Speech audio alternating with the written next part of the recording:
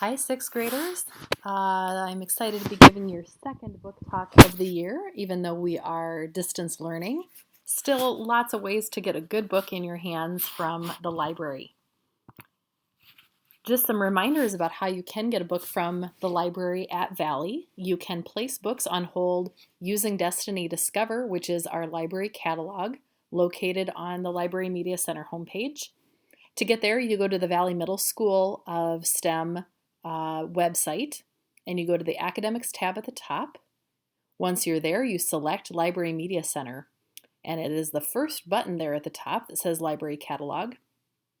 From there, you log in with your student ID and your Colab password, and after you've placed books on hold, you get a Schoology message from myself or from Mrs. Kump that says your books are ready for pickup. There is some new information that has been posted on Schoology about when you can be picking up your books. And that information just is about picking them up in the vestibule outside the main office. It's about the days that you can pick them up from 9:30 to 3.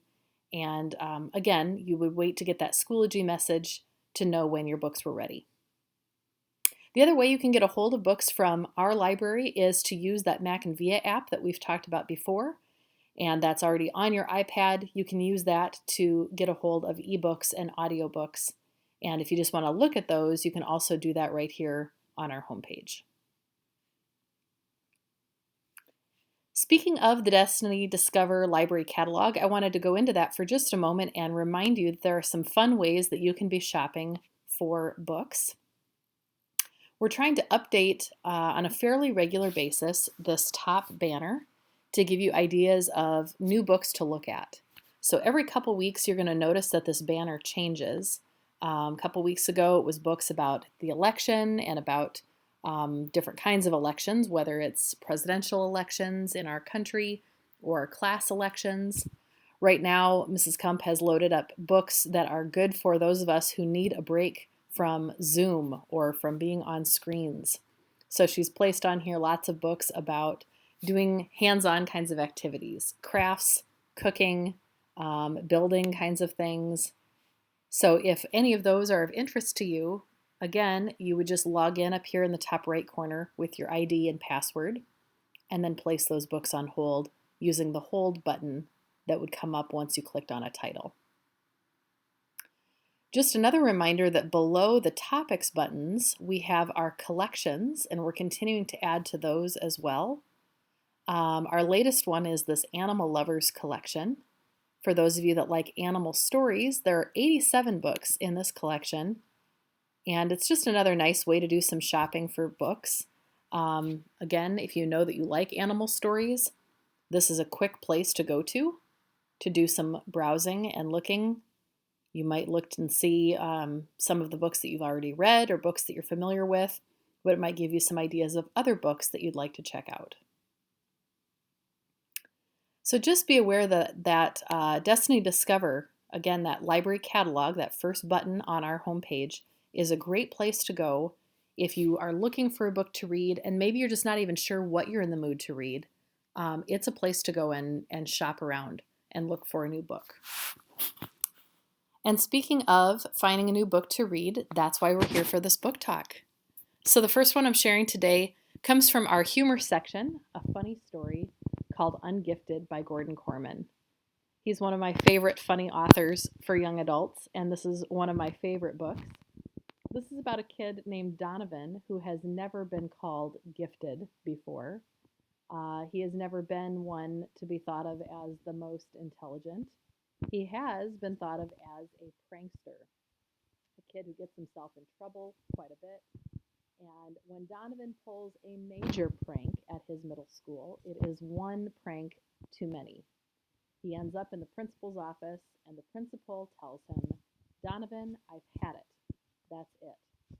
I'm putting you into a detention program where you're going to spend some time thinking about all of these things that you've done."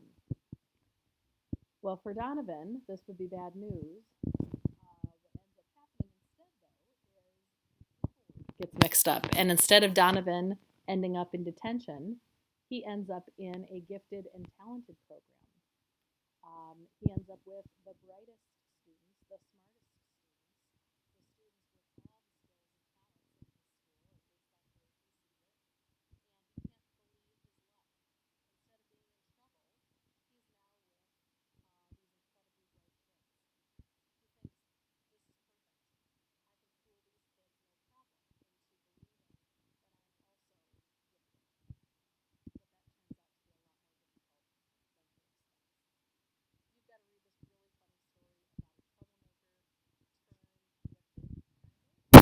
in Ungifted by Gordon Corman.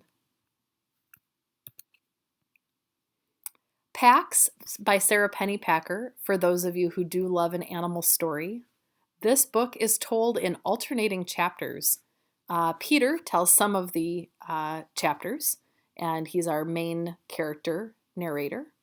The other chapters are told from the perspective of Pax, Peter's pet fox. I love that about this story. Pax was only a kit, a baby fox, when his family was killed and his boy Peter rescued him. Peter and Pax have been together ever since. They've been best friends. Pax's favorite game to play with Peter is one where Peter takes one of these toy army soldiers that you see on my screen, and he throws that toy out into the grass or the woods, and Pax runs to get it and bring it back in his mouth, right? Kind of like a dog would play fetch. Well, one day, Pax and Peter's dad are driving in the car, and Peter's crying, and Pax doesn't know why. But they get out to this clearing, out to these woods, and Peter throws the army toy when they get out there. And Pax knows this is great, right? They're about to play his favorite game. He runs to get the toy. He picks it up in his mouth. He turns around to run it back to Peter because he knows how this game works. And Peter and his father are gone. They've driven away in the car. And Pax is all alone. Peter's dad has been called off to war, and Peter has to go live with his grandpa.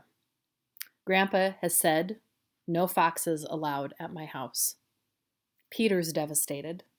Pax can't believe he's been left alone. And Peter doesn't even make it through one night at his grandpa's house without regretting that they've left the fox alone in the woods. So Peter packs up a backpack and decides he's going to go off and find his best friend. And in the meantime, Pax is doing the same thing. He's also trying to search out and find his best friend, Peter. This is that story, the adventure of these two friends trying to make their way back to one another. I loved this story, and I think you will too. Football Genius by Tim Green is a sports story, as you, of course, can tell from the title. But it's also got an interesting idea because this is about a kid who can predict football plays before they even happen. So he can be watching a game on TV or be at a stadium, and he can predict the play, the position, the player, any team. He can predict it before it actually occurs. This would be quite a skill to have, by the way. When Troy, our main character's single mom, gets a job working for the Atlanta Falcons, Troy is convinced that he can really use this talent, this gift that he has, to make some serious money for his mom. If he can just get a hold of the manager or the lead players, he just knows that this is an opportunity to show what he can do.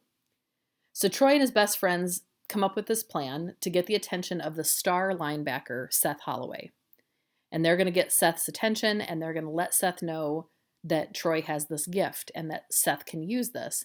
And this is great because the Atlanta Falcons have not had a great record up until now. And Troy can change all that. Or can he? That's the story, and you've got to read it to find out how it all plays out on the field. Lots of football action, and things are not going to go the way that he expects.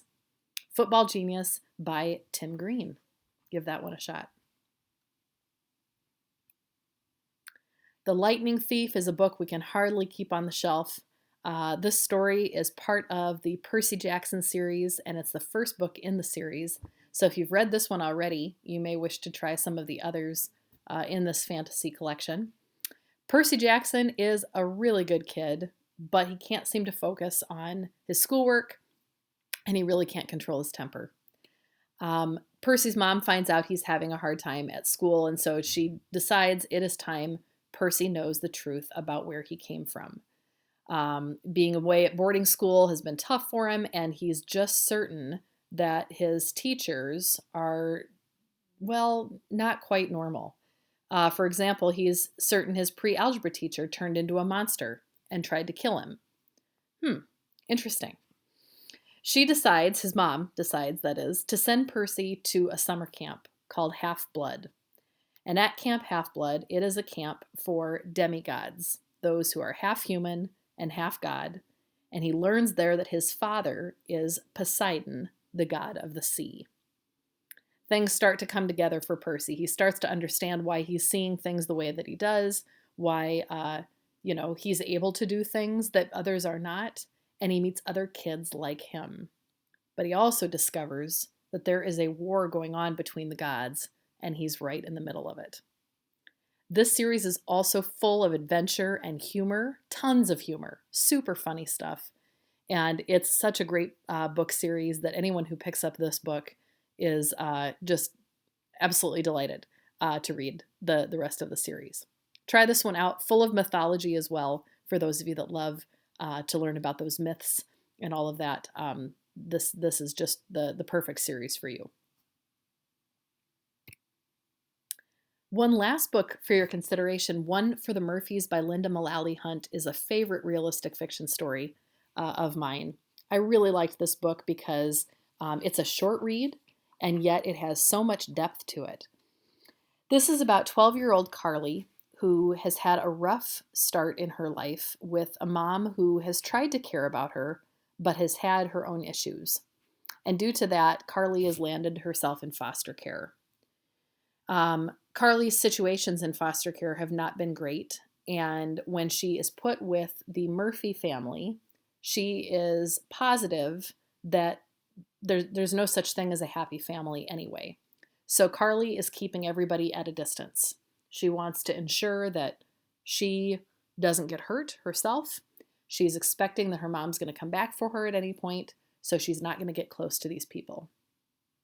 Well, Mrs. Murphy, the mom of this family, has a very different idea. This is a happy family. They're not perfect. No family is. They fight. They have disagreements. They have their differences. But Mrs. Murphy wants Carly to be a part of their family in a very real way. And she wants Carly to feel comfortable and safe and happy with them. And the longer Carly's there, the more she begins to realize that could be possible.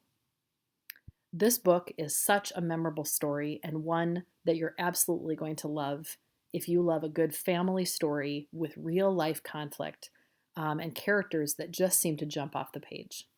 One for the Murphys by Hunt, realistic fiction. My last thing for this book talk is to just mention that the book fair is coming. It's only being available online here this fall due to COVID. But we have some links available on the library homepage that you can go to. The first link that is the actual book fair is going to be live starting on Monday, November 16th, all the way through Sunday, November 29th. And if you and your families make any purchases, those do directly support our school, and we really appreciate that. You can also just let me know by looking online or watching the promo video that's there. What are some books that look good to you? What are some things we should purchase for the library? I would love to know that. You can just send me a message on Schoology and say, hey, I really hope that you buy this book for the library because I want to check it out. Please let me know because that helps me with my shopping.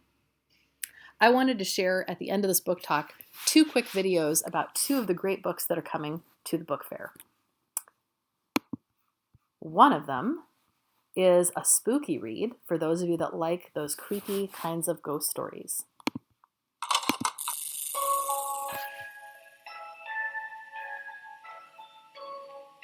I've always had a strange fascination with dolls. For as long as I can remember, they've been my favorite toys. Dolls always seemed like my friends, better than real people. The best part is, when I play with my dolls play back.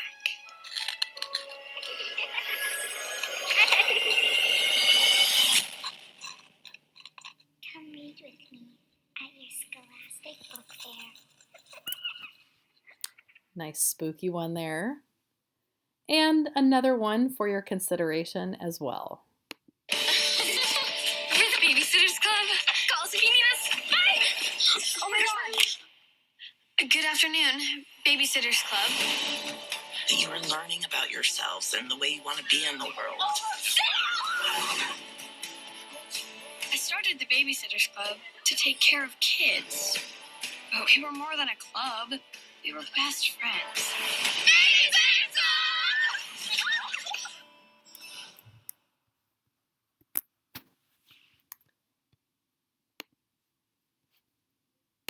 So thanks so much for your attention during this book talk. If you have any questions about the books I shared, about placing books on hold and doing the curbside checkout, about the book fair, or anything related to reading, please be sure and message me on Schoology. And in the meantime, happy reading, take good care, and stay well.